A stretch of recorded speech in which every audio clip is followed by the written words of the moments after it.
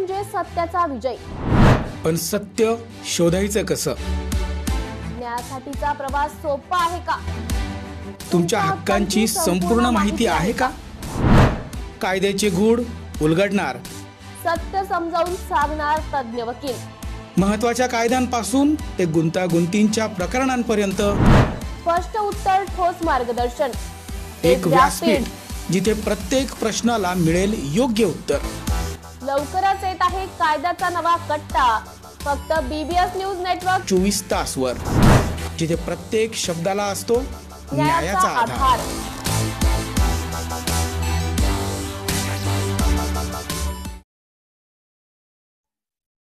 संत तुकाराम महाराज यांच्या 375व्या बीज सोहळ्यानिमित्त करण्यात आले अभिवादन।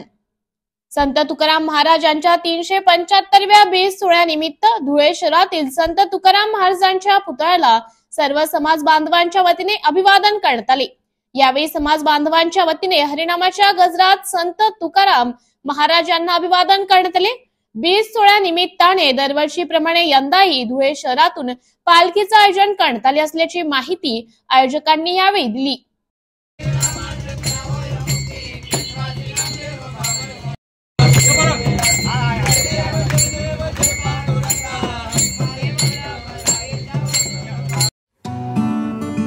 BBS न्यूज या राज्यस्तरावरील 24 तास चॅनलसाठी खालील पदावर काम करणाऱ्या उत्साही, अनुभवी आणि शिकाऊ व्यक्तींची आवश्यकता आहे। तसेच राज्यात सर्वत्र जिल्हावार प्रतिनिधी, कॅमेरामन, मार्केटिंग एक्झिक्युटिव्ह नेमणे आहे। पदाचे नाव: रिपोर्टर, कॅमेरामन, उपसंपादक, कॉपी एडिटर, व्हिडिओ एडिटर, निवेदिका, व्हॉइस ओव्हर आर्टिस्ट। त्वरित खालील नंबरवर संपर्क करा। श्री भरत गोसावी, संचालक, 98 227 85 037। श्री सतीश रुपवते, संचालक, 83 297 62 302। श्री बंटी आढाव, संचालक, 89 561 99 139। बाल गंधर्व नाट्यगृहात रंगयात्रा ऍप विरोधात प्रशांत दामले यांच्या नेतृत्वाखाली आंदोलन। बाल गंधर्व नाट्यगृहात रंगयात्रा ऍप विरोधात प्रशांत दामले यांच्या नेतृत्वाखाली आंदोलन। बाल गंधर्व, यशवंतराव चव्हाण आणि अण्णाभाऊ साठे नाट्यगृहात नाटकाचे प्रयोग होतात। तिन्ही नाट्यगृह व्यवस्थित राखलं आहे, याबाबत मी पुणे महापालिकेचं अभिनंदन करतो। पण पुणे महापालिकेने रंगयात्रा हे ऍप आणलं आहे। जे कोणी रविवारी सर्व सत्र बुक केले तर कलाकारांनी जायचं कुठे, हा माझा प्रश्न आहे। याबाबत महापालिकेने विचारच केला पाहिजे, तोडगा काढला पाहिजे। नाट्यगृह हे नाटकांसाठी आहे, लोककलेसाठी आहे, त्यामुळे नाट्यगृह हे फक्त याच वापर करण्यासाठी करावं। आजही अनेक नाट्यगृह नाटकांशी संबंधित नसलेले कार्यक्रम होतात, ते होऊ नये। Shankar education societies, doctor Kuchar Subhash high school, English medium, Hindi medium, Junior College of Commerce and Science, Nivlali Camp 422401. Admissions open, nursery to 10th for English and Hindi medium, 11th and 12th Commerce and Science. We the Subhashites guide the students from ABCD to great achievements. वर्ध्यात राज्यमंत्री तथा पालकमंत्री पंकज भोयर यांचा जनता दरबार। राज्यमंत्री तथा वर्ध्याचे पालकमंत्री doctor Pankaj Bhoyar यांचे विकास भवन येथे जनता दरबाराचं आयोजन। जनता दरबाराच्या माध्यमातून समस्या सोडवण्याचा प्रयत्न। जनता दरबारात नागरिकांनी मोठ्या संख्येने मांडल्या समस्या। जनता दरबाराच्या माध्यमातून जाणून घेतल्या समस्या। वेगवेगळ्या विभागाच्या अधिकाऱ्यांची उपस्थिती। समस्या एकत्रित करून त्यांचं निराकरण करण्याचा प्रयत्न। यानंतरही जनता दरबारच आयोजन सुरू राहणार। महाराष्ट्रातल्या जनतेने अतिशय विश्वासानं, मोठ्या बहुमतानं महाराष्ट्रामध्ये महायुतीचं सरकार या ठिकाणी निवडून दिलं। त्यामुळे महाराष्ट्राचे मुख्यमंत्री सन्माननीय देवेंद्रजी फडणवीस, उपमुख्यमंत्री सन्माननीय एकनाथजी शिंदे आणि अजितदादा पवार यांनी सर्वांनी एकमताने निर्णय घेतला की विधिमंडळात निवडून आलेले सदस्य जरी ते मंत्रिमंडळात गेले तरी त्यांनी आठवड्याचे 3 दिवस हे मंत्रालयामध्ये थांबून इतर 2 दिवस महाराष्ट्राच्या इतर दौऱ्यावर आणि किमान एक दिवस आपल्या विधानसभा मतदारसंघामध्ये आपल्या जिल्ह्याकरता त्या ठिकाणी दिला पाहिजे। याच्याकरता आपण मागच्या अनेक वर्षाची परंपरा कायम ठेवत या ठिकाणी जनता दरबाराचं आयोजन वर्धा जिल्ह्यामध्ये देखील केलं आणि याच्यानंतर देखील करत राहू। याच्यामध्ये साधारणतः नगरपालिकेशी निगडीत काही समस्या लोकांच्या आहेत, काही भूमी अभिलेख कार्यालयाशी संबंधित काही अडचणी आहेत, शेतकऱ्यांच्या काही अडचणी यांच्या पांदन रस्त्यांच्या आहेत। या समस्या एकत्रित करून त्याचा निपटारा करण्याचा प्रयत्न आमच्या मार्फत या ठिकाणी होतोय।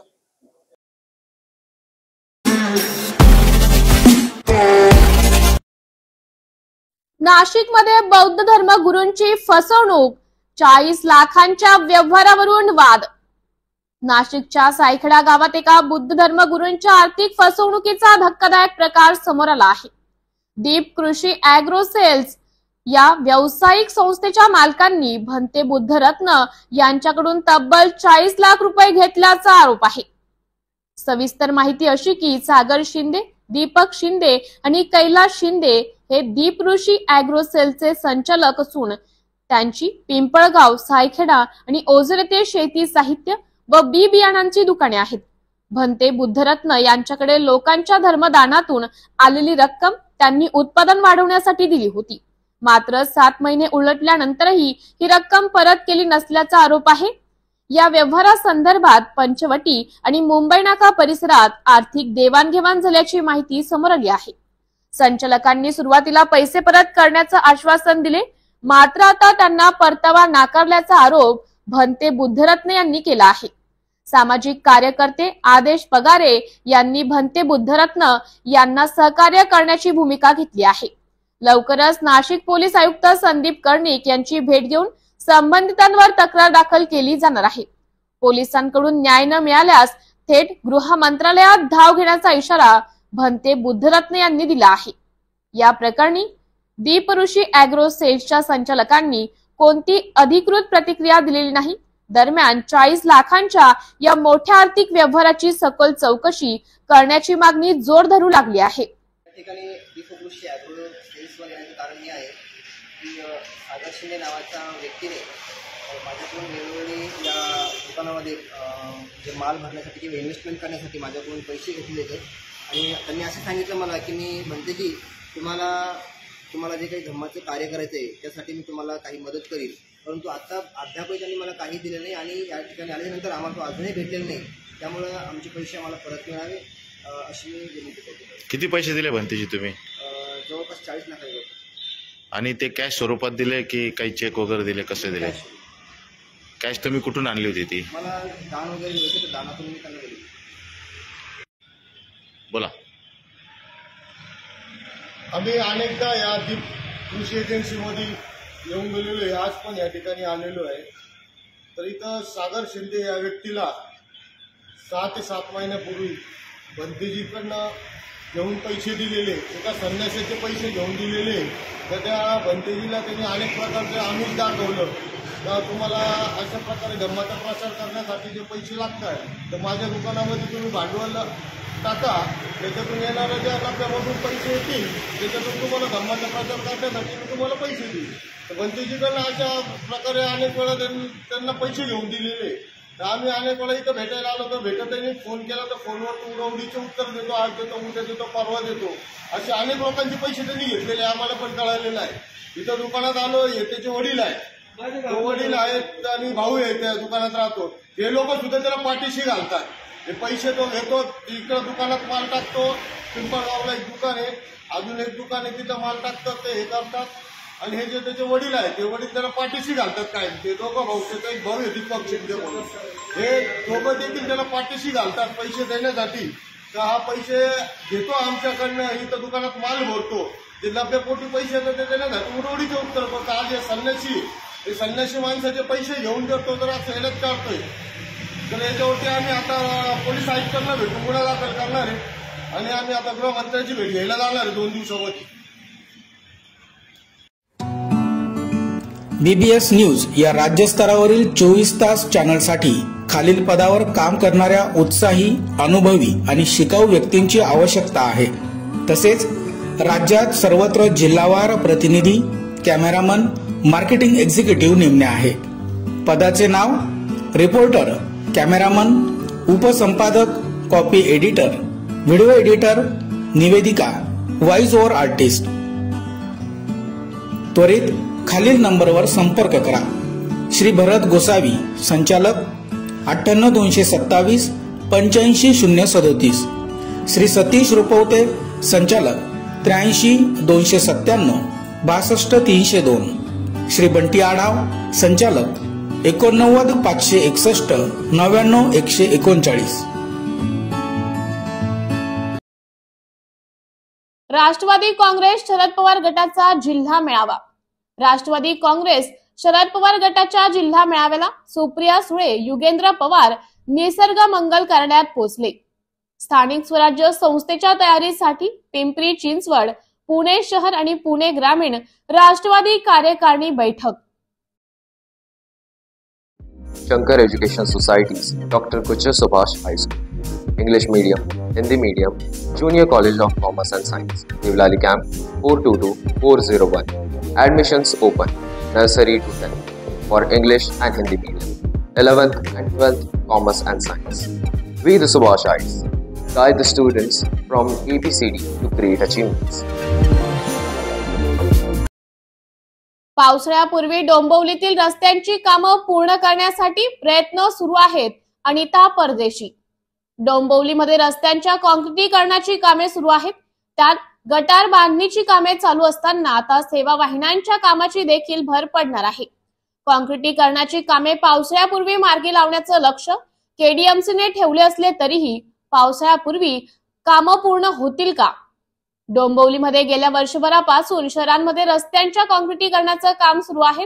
आगामी पावसाळा पाहता सध्या कामांना वेग आला असून ही कामे MMRDA आणि PWD विभागाकडून सुरू आहे. या कामाची पाहणी केडीएमसी करत आहे. पावसाळ्यापूर्वी काम पूर्ण होतील असा दावा केडीएमसी शहर अभियंता अनिता परदेशी यांनी केला आहे.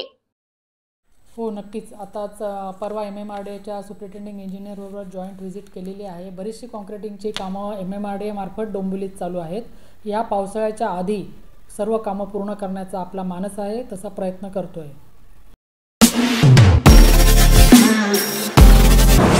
नमस्कार नाशिककर. आज आपण आहोत ललित रुंठा ग्रुप यांच्या रुंठा फ्लोरेन्झा या प्रोजेक्टला. तर हा प्रोजेक्ट आहे प्रीमियम लोकेशनला, म्हणजेच गोविंद नगर जवळ. या प्रोजेक्टमध्ये आपण 20हून अशा लक्झरियस अमेनिटीज दिलेल्या आहेत, जसे की वॉकिंग ट्रॅक, मल्टीपर्पज हॉल आणि यासारख्या भरपूर अशा युनिक अमेनिटीज. चला तर मग बघूया आपण आपला सॅम्पल फ्लॅट. तर हा आहे आपला प्रशस्त असा लिव्हिंग रूम आणि याला आपण सुंदर अशी बाल्कनी दिलेली आहे. हा आहे आपला डायनिंग टेबल. तर हा आहे आपला किचन एरिया आणि आपण इथे किचन चॉपिंग काउंटर वेगळं दिलेलं आहे. इथे आपण दिलेले आहेत किचन ट्रॉलीज आणि स्टोरेजसाठी आपण इकडे कॅबिनेट्स पण दिलेले आहे आणि प्लस आपण इथे युटिलिटी एरिया पण दिलेला आहे. हा आहे आपला चिल्ड्रन बेडरूम आणि याचं वैशिष्ट्य म्हणजे इथे आपण फोल्डेबल असा बेड दिलेला आहे. इथे आपण दिलेला आहे कॉमन वॉशरूम, ज्याला अटॅच आपण मिरर सुद्धा दिलेला आहे. हा आहे आपला मास्टर बेडरूम आणि ज्याला आपण अटॅच टॉयलेट आणि वॉशरूम दिलेला आहे. मग नाशिककर, कसा वाटला तुम्हाला आमचं सॅम्पल फ्लॅट? तुम्ही पण येताय ना आमचं सॅम्पल फ्लॅट बघायला?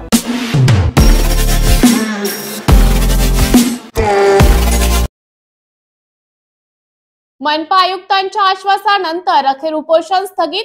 2-3 दिवसात अतिक्रमण काढण्यास सुरुवात करणार असल्याचं आयुक्त यांची माहिती.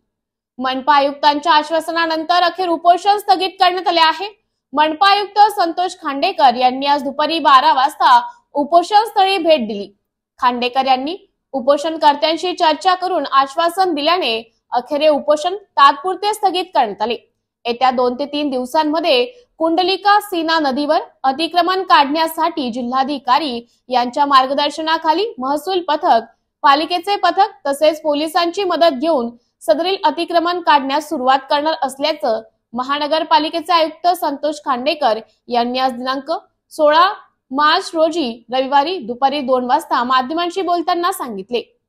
कुंडलिका सीना नदीतील अतिक्रमण हटवण्यासाठी सामाजिक संघटना आणि नागरिकांनी 15 मार्च रोजी रामतीर्थ स्मशानभूमी समोर उपोषण सुरू केले होते. येत्या 15 दिवसात मागण्या मान्य न झाल्यास जालन्यातील मामा चौकात साखळी उपोषण करणार असल्याचा इशारा महाजन ट्रस्टच्या नूतन देसाई यांनी दिलाय. जालन्यातील कुंडलिका आणि सीना या 2 नद्यांवर अतिक्रमण करणाऱ्या नागरिकांवर कारवाई करण्यासाठी सामाजिक संघटना आणि नागरिकांनी आमरण उपोषण सुरू केले होते। याचे लेखी निवेदन देऊनही कारवाई होत नाही। विशेष म्हणजे गोरगरिबांच्या झोपडपट्टीवर अतिक्रमण हटवण्याचा बुलडोझर चालवणाऱ्या महापालिकेने या प्रश्नाकडे मुद्दामून डोळेझाक केल्याचा आरोप उपोषणकर्त्यांनी केलाय। जालना महानगरपालिका करते काय असा प्रश्न निर्माण झालाय। आतापर्यंत या दोन्ही नद्यांमधील अतिक्रमण ज्या संस्थांच्या माध्यमातून हटवण्यात आलेले आहे ते नागरिक आणि संस्थांचे लोक देखील या सामूहिक उपोषणात सहभागी झाल्याने महापालिकेचा मनमारी कारभार चव्हाट्यावर आला आहे। BBS न्यूज या राज्यस्तरावरील 24 तास चॅनलसाठी खालील पदावर काम करणाऱ्या उत्साही, अनुभवी आणि शिकाऊ व्यक्तींची आवश्यकता आहे। तसेच राज्यात सर्वत्र जिल्हावार प्रतिनिधी, कॅमेरामन, मार्केटिंग एक्झिक्युटिव्ह नेमणे आहे। पदाचे नाव रिपोर्टर, कॅमेरामन, उपसंपादक, कॉपी एडिटर, व्हिडिओ एडिटर, निवेदिका, व्हॉइस ओव्हर आर्टिस्ट। त्वरित खालील नंबरवर संपर्क करा। श्री भरत गोसावी, संचालक 98 227 85 037, श्री सतीश रुपवते, संचालक 83 297 62 302, श्री बंटी आढाव, संचालक 89 561 99 139।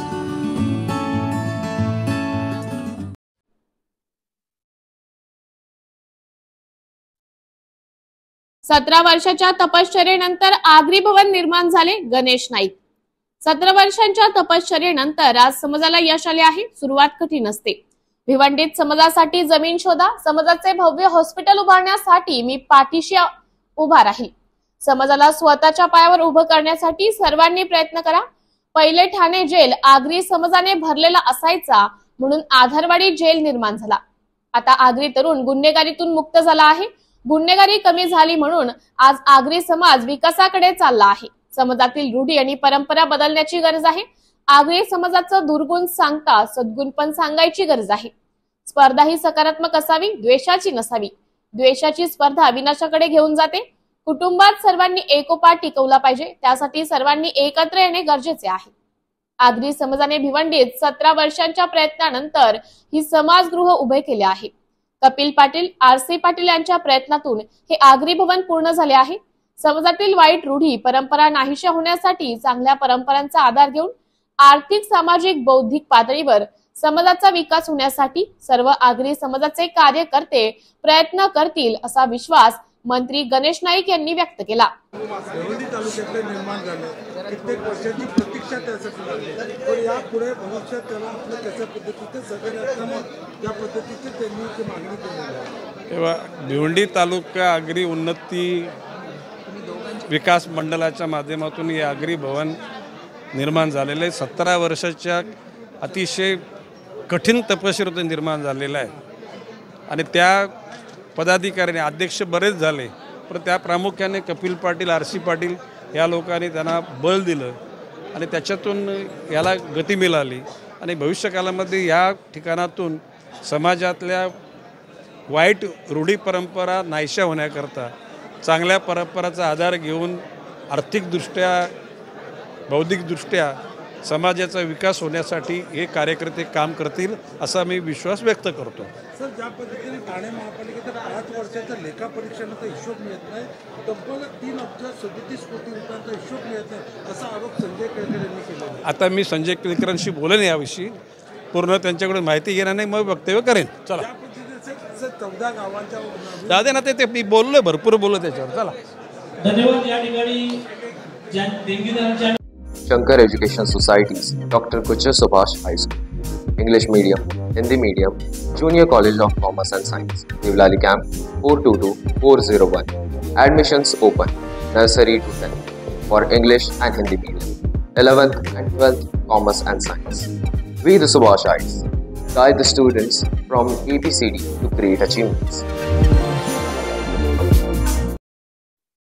हर्षवर्धन सपकाळ यांच्या वक्तव्याला शून्य किंमत आहे, प्रवीण दरेकर म्हणाले। सहकारी पतसंस्था आणि नागरी अर्बन बँकेसाठी प्रशिक्षण शिबिराचं आयोजन करण्यात आले। या शिबिराच्या माध्यमातून संस्थांचं उत्तम वाटचालीसाठी मार्गदर्शन करण्यात आले। संस्था चालकांना आत्मविश्वास वाढावा आणि त्यांच्या प्रयत्नांची उत्तर मिळावीत यासाठी या शिबिराचं आयोजन झाले।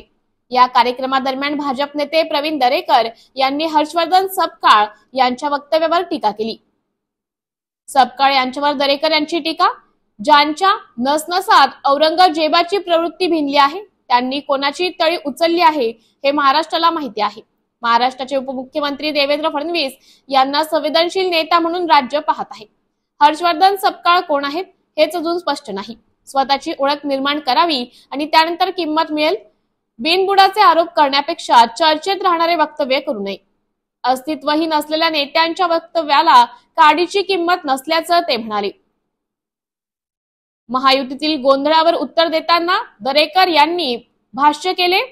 शिवसेना खासदार श्रीरंग बारणे यांच्या वक्तव्याच्या प्रतिक्रिया देताना ते म्हणाले, तीनही पक्षांनी एकत्र येऊन फडणवीस यांना मुख्यमंत्री करण्याचा निर्णय घेतला। महायुतीत काही दुधी निर्माण होईल असे काही नाही। सुधीर मुनगंटीवार यांच्याबद्दल म्हणाले, ते पक्षनिष्ठ नेते आहेत। पक्षाने त्यांच्या समन्वय आहे। सरकारामध्ये मागणी करणे गैर नाही, त्यामुळे नाराजी मानण्याची गरज नाही। बाबासाहेब पाटील यांच्या वक्तव्यावर उत्तर देताना दरेकर म्हणाले, प्रत्येकाला आपला नेता मुख्यमंत्री व्हावा असे वाटते, पण 3 मुख्यमंत्री करता येत नाही। शिंदे मुख्यमंत्री झाल्यानंतर फडणवीस यांना मुख्यमंत्री व्हावे असे मलाही वाटले होते, मात्र महायुतीच्या प्रमुखांनी भूमिका घेतली आणि तीच अंतिम राहील। पाहूया त्यावेळी प्रवीण दरेकर काय म्हणाले ते। तर त्याचं स्वागतच आहे। त्यामुळे लगेच हर्षवर्धन सपकाळे यांनी पहिलं काँग्रेस रूपी कबर जी उद्ध्वस्त झालेली आहे, महाराष्ट्रातनं अस्तित्व दुर्बिणीतनं त्यांना शोधावं लागतंय। ते दौरा करतायत तर 50-50 कार्यकर्ते पण एकत्र यायला अडचण झाली। त्याच्यामुळे पहिलं आपलं अस्तित्व निर्माण करा, मग तुमच्या वक्तव्याला कोणतरी किंमत देईल। अस्तित्वहीन असणाऱ्या नेत्याच्या वक्तव्याला काडीची किंमत नाही, त्यांच्या वक्तृत्वाला त्यांच्या वक्तव्याला आमच्या नजरेत शून्य किंमत आहे। त्यांनी स्वतः प्रतिमा निर्माण करावी, पक्षाचं अस्तित्व निर्माण करावं, स्वतःचं नेतृत्व सिद्ध करावं आणि मग राणा भीमदेवी थाटाच्या घोषणा कराव्यात।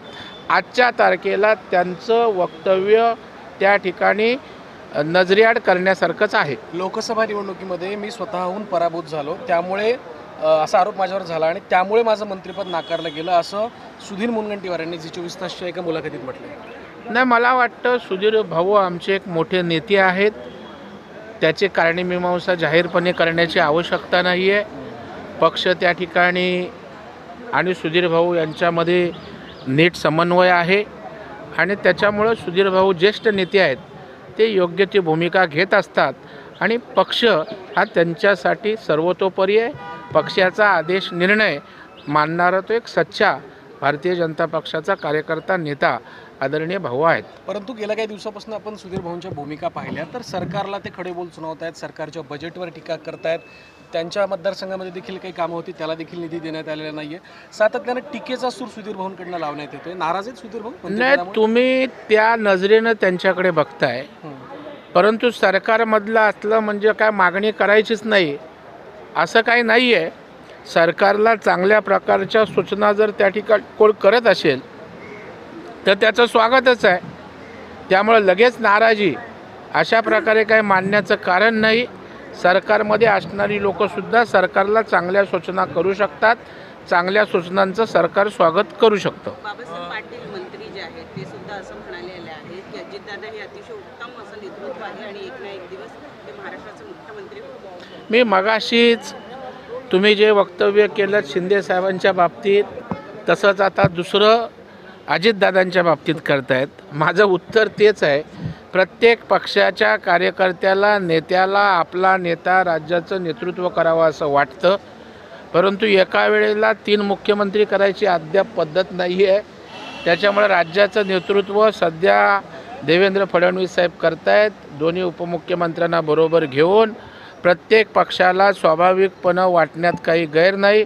जेव्हा एकनाथरावजी शिंदे CM झाले तेव्हा आम्हालाही वाटत होतं की देवेंद्रजी मुख्यमंत्री व्हावे। तुम्ही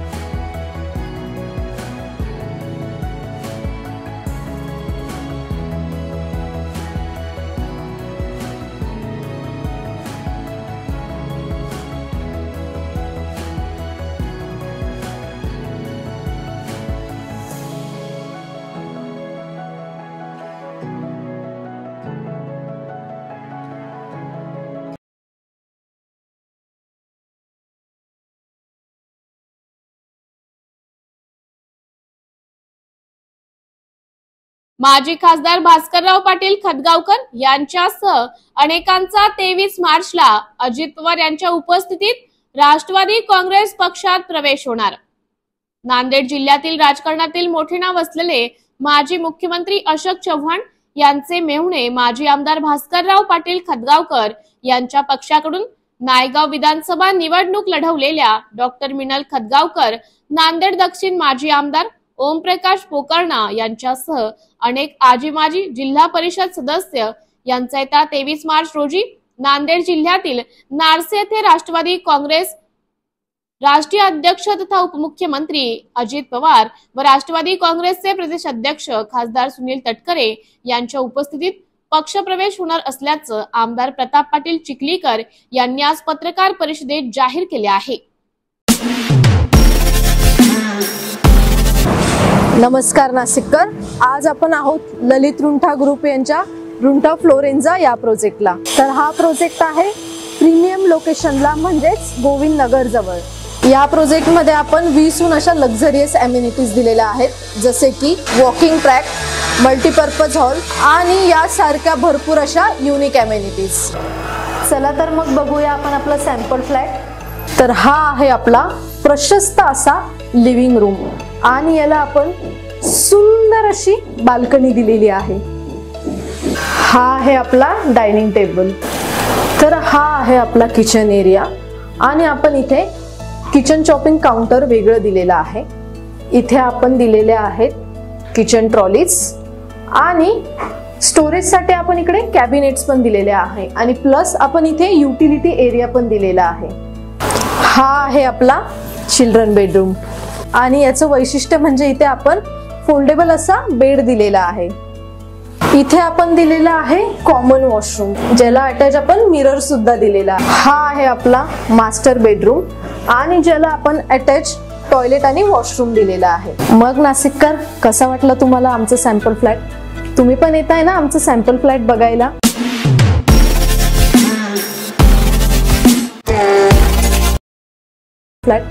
तुम्ही पण येताय ना आमचं सॅम्पल फ्लॅट बघायला?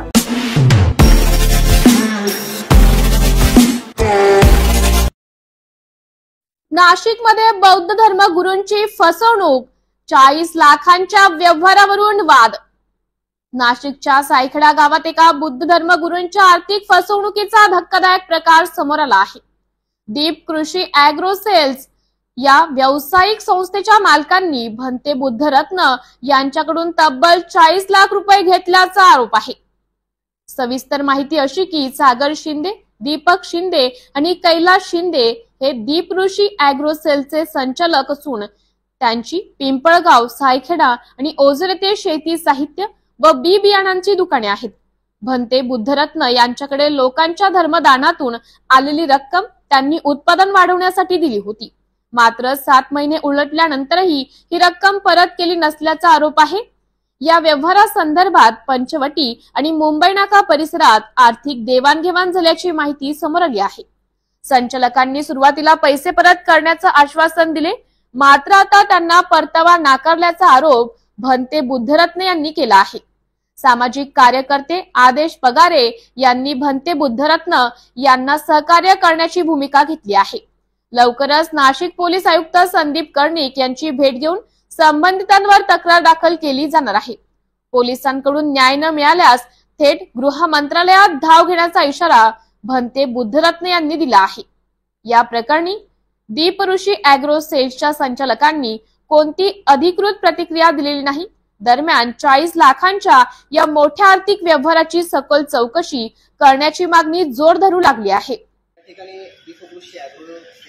कारण हे आहे की सागर शिंदे नावाच्या व्यक्तीने माझ्याकडून वेळोवेळी या दुकानामध्ये जे माल भरण्यासाठी किंवा इन्व्हेस्टमेंट करण्यासाठी माझ्याकडून पैसे घेतले होते आणि त्यांनी असं सांगितलं मला की मी म्हणते की तुम्हाला जे काही धम्माचं कार्य करायचं आहे त्यासाठी मी तुम्हाला काही मदत करीन, परंतु आता अद्यापही त्यांनी मला काही दिलं नाही आणि या ठिकाणी आल्यानंतर आम्हाला तो अजूनही भेटलेला नाही। त्यामुळे आमचे पैसे आम्हाला परत मिळावे अशी विनंती करतो। किती पैसे दिले भंतेजी तुम्ही? जवळपास 40 लाख रुपये। आणि ते कॅश स्वरूपात दिले की काही चेक वगैरे दिले, कसे दिले? कॅश तुम्ही कुठून आणली होती ती? मला दान वगैरे दिले होते, दानातून मी त्यांना दिली। बोला।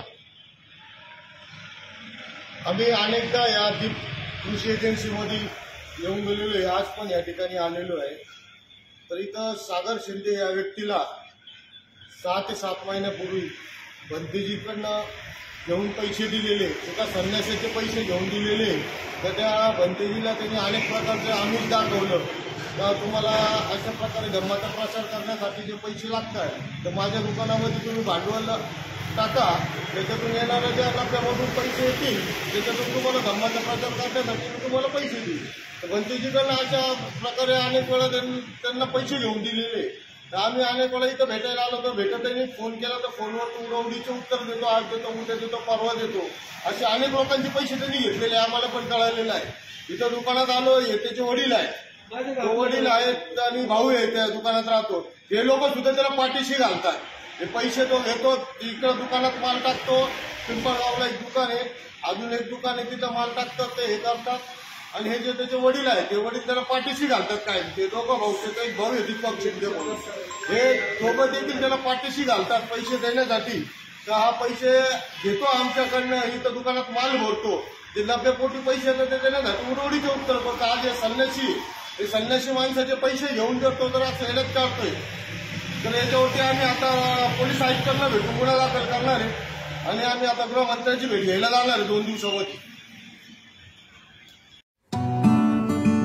BBS न्यूज या राज्यस्तरावरील 24 तास चॅनलसाठी खालील पदावर काम करणाऱ्या उत्साही, अनुभवी आणि शिकाऊ व्यक्तींची आवश्यकता आहे. तसेच राज्यात सर्वत्र जिल्हावार प्रतिनिधी, कॅमेरामन, मार्केटिंग एक्झिक्युटिव्ह नेमणे आहे. पदाचे नाव: रिपोर्टर, कॅमेरामन, उपसंपादक, कॉपी एडिटर, व्हिडिओ एडिटर, निवेदिका, व्हॉइस ओव्हर आर्टिस्ट. त्वरित खालील नंबरवर संपर्क करा. श्री भरत गोसावी, संचालक, 98 227 85 037. श्री सतीश रुपवते, संचालक, 83 297 62 302. श्री बंटी आढाव, संचालक, 89 561 99 139.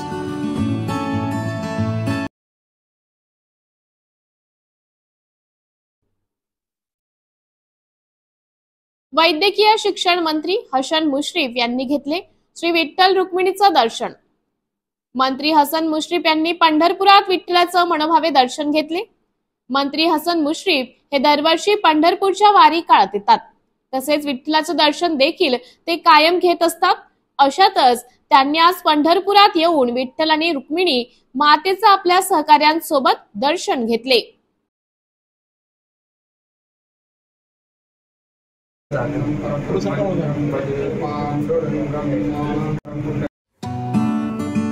BBS न्यूज या राज्यस्तरावरील 24 तास चॅनलसाठी खालील पदावर काम करणाऱ्या उत्साही, अनुभवी आणि शिकाऊ व्यक्तींची आवश्यकता आहे. तसेच राज्यात सर्वत्र जिल्हावार प्रतिनिधी, कॅमेरामन, मार्केटिंग एक्झिक्युटिव्ह नेमणे आहे. पदाचे नाव: रिपोर्टर, कॅमेरामन, उपसंपादक, कॉपी एडिटर, व्हिडिओ एडिटर, निवेदिका, व्हॉइस ओव्हर आर्टिस्ट. त्वरित खालील नंबरवर संपर्क करा. श्री भरत गोसावी, संचालक, 98 227 85 037. श्री सतीश रुपवते, संचालक, 83 297 62 302. श्री बंटी आढाव, संचालक, 89 561 99 139.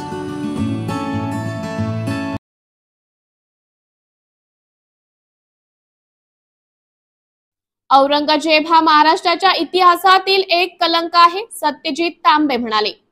मला असं वाटतं की औरंगजेब हा जो महाराष्ट्राच्या इतिहासातील एक कलंक आहे. महाराष्ट्राच्या इतिहासामध्ये छत्रपती शिवाजी महाराज आणि मराठ्यांचं जे राज्य उभं राहिलं त्याच्यातून ह्या औरंगजेबाचं सगळं जे आज आपण उदात्तीकरण पाहतोय वेगवेगळ्या ठिकाणी होताना, मला असं वाटतं की त्याची अजिबात आवश्यकता नाही. किंबहुना त्याचं नाव सुद्धा महाराष्ट्रात कोणी घेऊ नये असं मला वाटतं. तो एक आपला इतिहासातला कलंक होता आणि त्याची वारंवार आठवण करून देणं हे देखील चुकीचं आहे असं मला वाटतं. याच्यावरनं संजय राऊत म्हणतायत की भाजप आणि RSS कडून दंगली भडकवण्याचा प्रयत्न करण्यात येत आहे. नाही, मला असं वाटत नाही. मला असं वाटतं की जे आपण आता स्पर्धेचं युग तयार झालेलं आहे. त्या स्पर्धेमध्ये आपण एकमेकावर टीका टिप्पणी करत असताना कुठंतरी एकमेकाला औरंग्या म्हणणं किंवा हे म्हणणं, आता पूर्वी शिवसेनेचे नेते जाहीर भाषणामधून शिवसेना प्रमुख बाळासाहेब ठाकरेंनी अनेक वेळा औरंग्या या शब्दाचा वापर केलेला आहे. म्हणून असं काही मला असं वाटतं की आता लगेच भूमिका बदलण्याची आवश्यकता नाही, परंतु या महाराष्ट्रामध्ये औरंगजेब असेल किंवा या लोकांच्या नावाचा उल्लेख देखील होऊ नये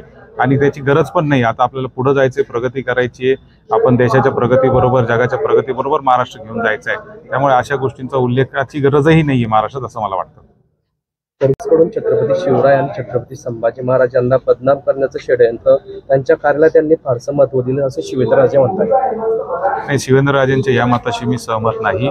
आजपर्यंत छत्रपती शिवाजी महाराजांचं किंवा पूर्ण मराठा साम्राज्याचं जे उदात्तीकरण किंवा मराठा साम्राज्याचं जे आपण इतिहास समोर आणण्याचं काम केलेलं आहे ते कायमच सगळ्याच सरकारांनी केलेलं आहे. याच्यामध्ये पक्ष, जात, धर्म याला आपण मानत नाही. महाराष्ट्र धर्म जो आहे हा महाराष्ट्र धर्मामध्ये सगळ्या लोकांनी छत्रपती शिवाजी महाराजांचा आदर केलेला आहे आणि सगळेच लोक छत्रपती शिवाजी महाराजांना दैवताच्या ठिकाणी मानतात. त्यामुळे त्याच्यावरून हिने हे केलं त्यांनी ते केलं असं मानण्याचं काही कारण नाही. सरकारी कर्मचाऱ्यांना जुनी पेन्शन योजना लागू झाली पाहिजे याबाबतमध्ये शासनाने सकारात्मक मागच्या सरकारमध्ये तत्कालीन मुख्यमंत्री एकनाथ शिंदे साहेब असताना जाहीर केली भूमिका. त्याच्याप्रमाणे आता नवीन युनिफाईड पेन्शन योजना देखील त्यांनी आणली. मात्र त्याच्यामध्ये 2005च्या आधीचे पूर्वीचे जे शिक्षक आहेत ते 26,000 शिक्षकांचा हा प्रश्न अद्यापही प्रलंबित आहे. त्याबाबत कुठलाही निर्णय हा सरकार स्तरावर झालेला नाही. सभागृहामध्ये मुख्यमंत्र्यांनी जाहीर केलं होतं की 26,000 शिक्षकांना आम्ही तो लाभ देणार आहे. मात्र त्याच्याबद्दल सरकारने तातडीने आणि लवकरात लवकर कार्यवाही करावी अशी आमची मागणी आहे.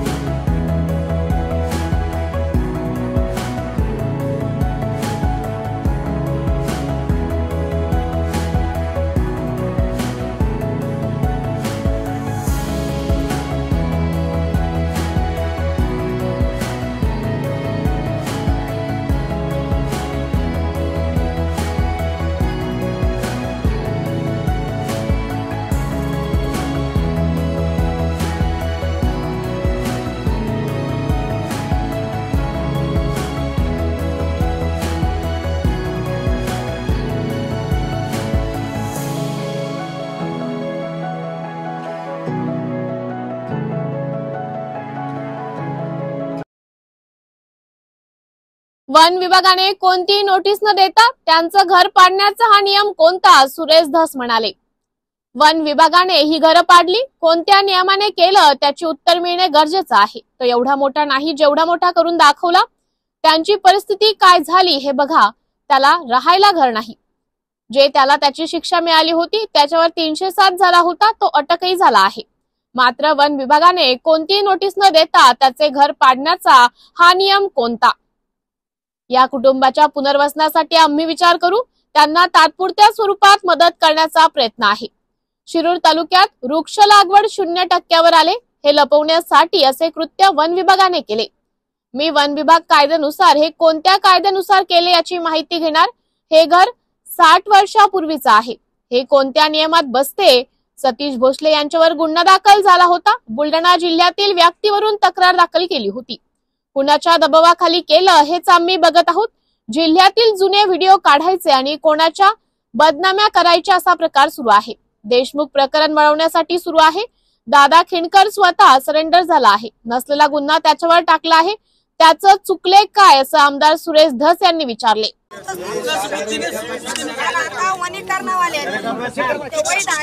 वैदाकून असे इथं आणले, वैदाकून वाघरी इथं आणले आणि तो काय गांजा आहे का काय आहे ते आम्हाला काही माहिती नाही. ते इथं आणून ठेवले. अण्णा मी वनीकरणाला मी आले त्यामुळे साहेबांनी सांगितलं तुमच्या घरी पंचनामा चालू आहे.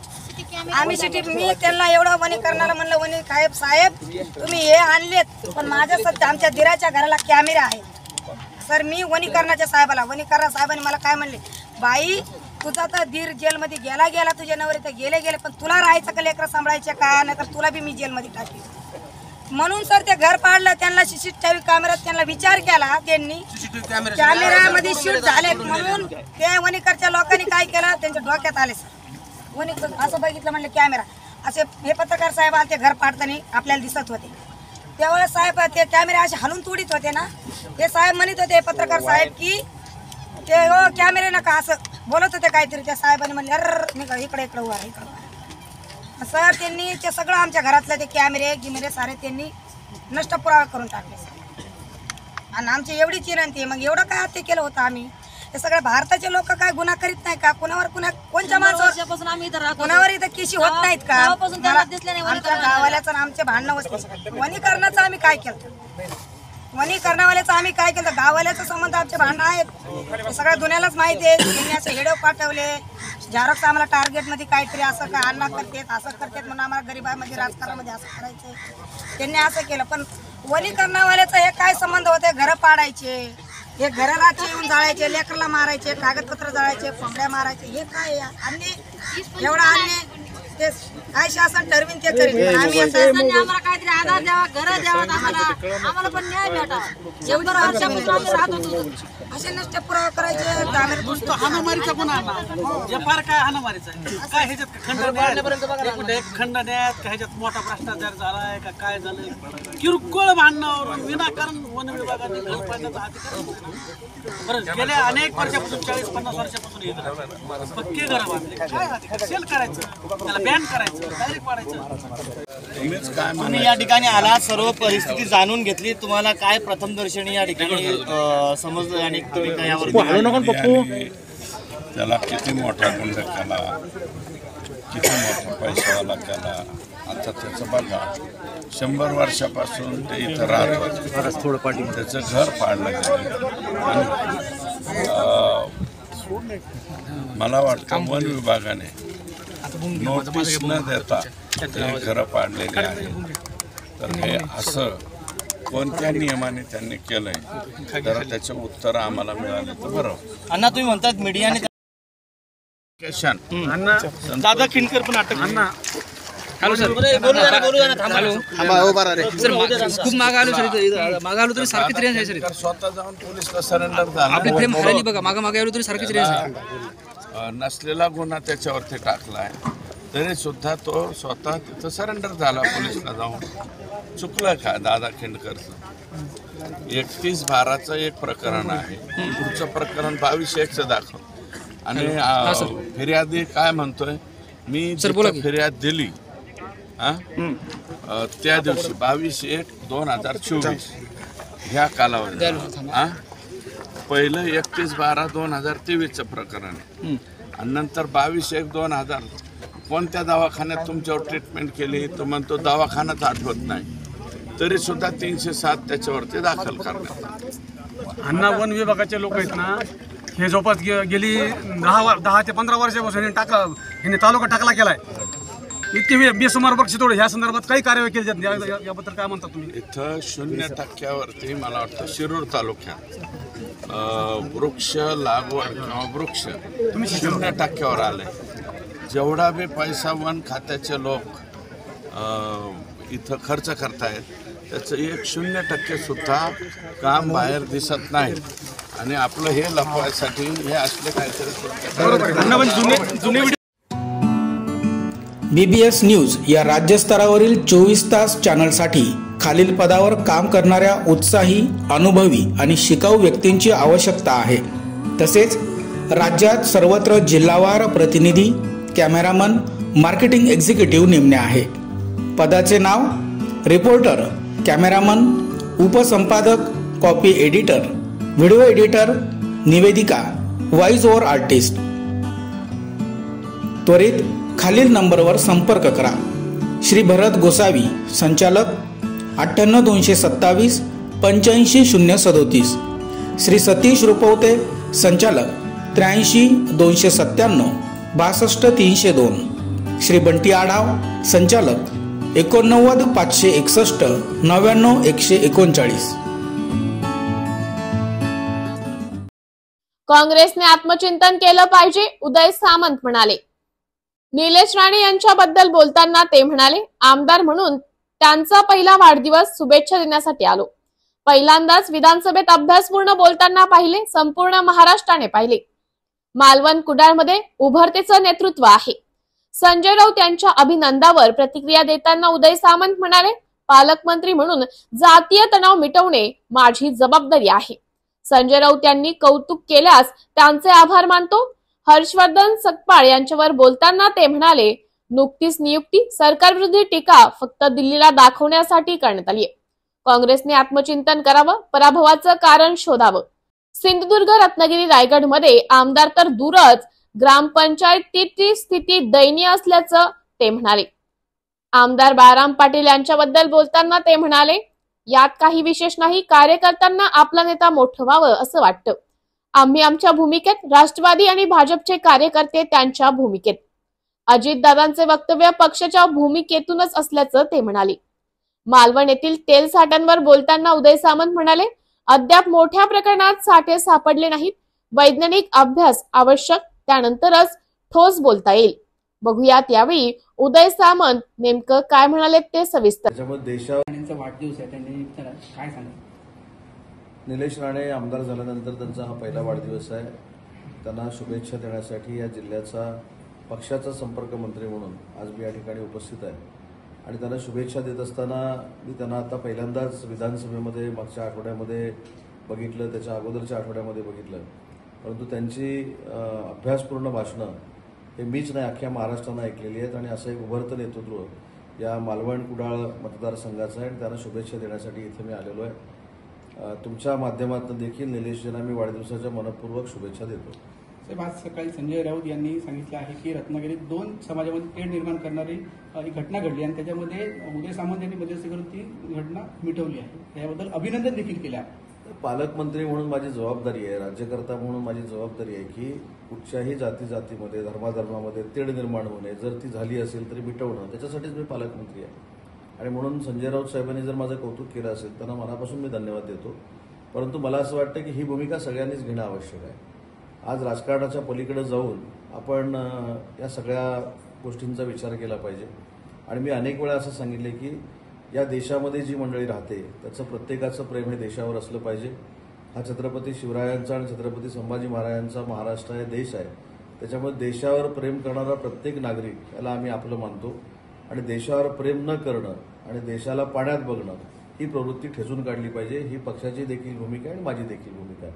परंतु संपूर्ण राज्यामध्ये, संपूर्ण देशामध्ये सलोखा राहिला पाहिजे. आणि मला असं वाटतं की बाकीच्या धार्मिक बाबतीमध्ये न जाता आपण सगळ्यांनी एकत्र काम केलं पाहिजे आणि वाईट प्रवृत्ती असेल तर ठेचून काढली पाहिजे.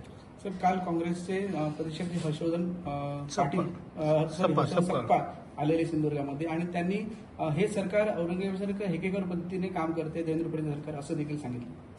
आता बघा, मी खरं टीका करणार नाही, परंतु त्यांचं नाव तुम्हालाच आठवत नाही अशी परिस्थिती काँग्रेसची झालेली आहे. त्याच्यावर मी काही टीका करायची.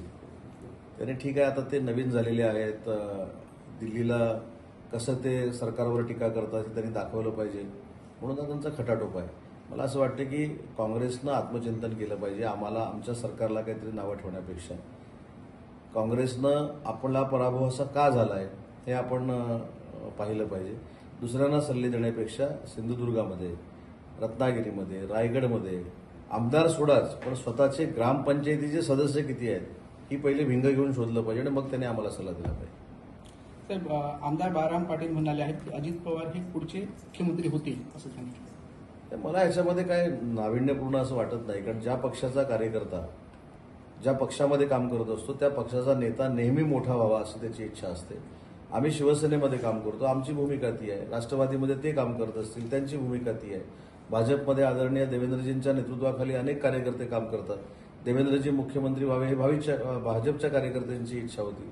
त्याच्यामुळे त्यांनी बोलल्यामुळं फार मोठं राजकारणामध्ये काही वादळ उठलंय आणि उद्या जाता अजितदादा मुख्यमंत्रीपदाची शपथ घेतील असं काही झालेलं नाही. त्यांची ती एक कार्यकर्ता म्हणून भावना आहे आणि त्या कार्यकर्त्याच्या भावनेला कोणी नाकारू शकत नाही. त्याच्यामुळे त्यांनी जे काही वक्तव्य अजितदादांच्या बाबतीमधलं केलेलं आहे ते राष्ट्रवादी काँग्रेस पार्टीचे कार्यकर्ते आहेत म्हणून केलेलं आहे. त्याच्यामध्ये कोणालाच नवल वाटण्याची काय आवश्यकता आहे. एक शेवटचा प्रश्न, सिंधुदुर्ग आणि पालघरमध्ये खोलवर समुद्रात तेलाचे साठे सापडले आहेत आणि याच घटनेचा आपल्या उद्योग क्षेत्रात कसा फायदा होईल काय सांगा. तेलाचे साठे जे सापडलेले आहेत ते आपल्याला अजून UAE सारखे सापडलेले नाहीत. आता कुठे आपल्याला जाणवतंय या तवंग जो काही सापडलाय त्याच्यामुळं की तेल असू शकतं. ज्यावेळी तेल आहे हे सिद्ध होईल आणि किती लिटर आहे किती आहे ते ज्यावेळी आपल्याला कळेल त्यावेळी सिंधुदुर्गाचा, रत्नागिरीचा, महाराष्ट्राचा हा कसा कायापालट होणार आहे याच्यावर शिक्कामोर्तब होईल. म्हणून आताच प्राथमिक माहिती घेतल्याशिवाय त्याच्यावर बोलणं अजिबात योग्य नाही. त्याचा पूर्ण शास्त्रीय अभ्यास करणं गरजेचं आहे आणि शास्त्रीय अभ्यास झाल्यानंतरच त्याच्यानंतर आम्ही बोलू. फ्लॅट तुम्ही पण येताय ना आमचं सॅम्पल फ्लॅट बघायला.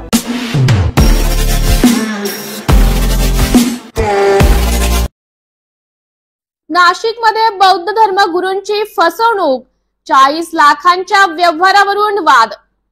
नाशिकच्या सायखेडा गावात एका बुद्ध धर्मगुरूंच्या आर्थिक फसवणुकीचा धक्कादायक प्रकार समोर आला आहे.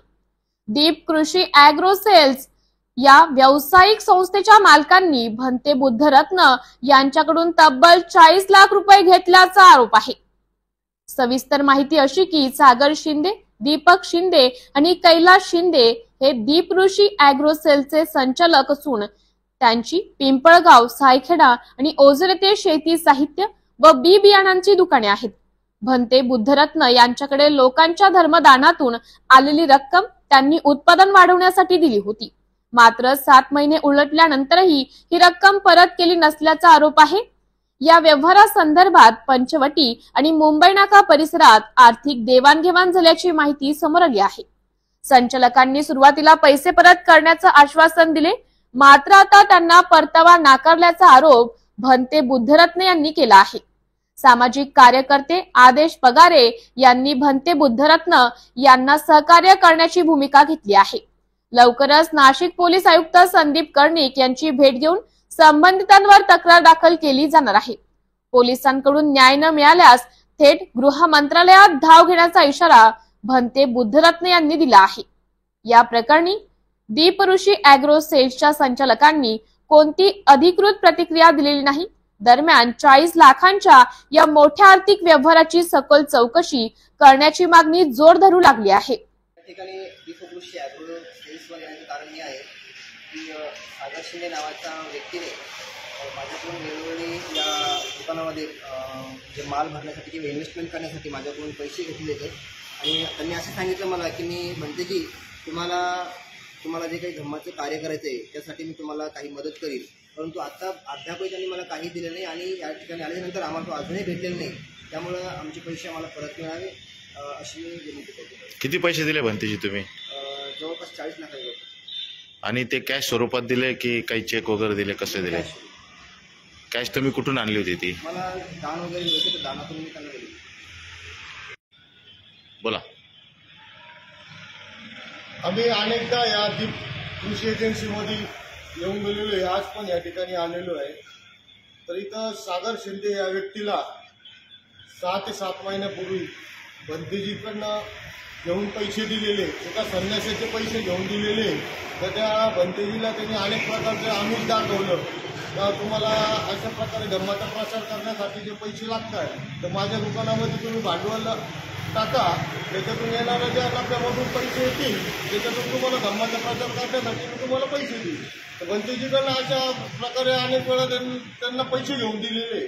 तर आम्ही अनेक वेळा इथं भेटायला आलो तर भेटताना फोन केला तर फोनवर उडवडीचे उत्तर देतो, आज देतो, उद्या देतो, परवा देतो, असे अनेक लोकांचे पैसे त्यांनी घेतलेले आम्हाला पण कळालेलं आहे.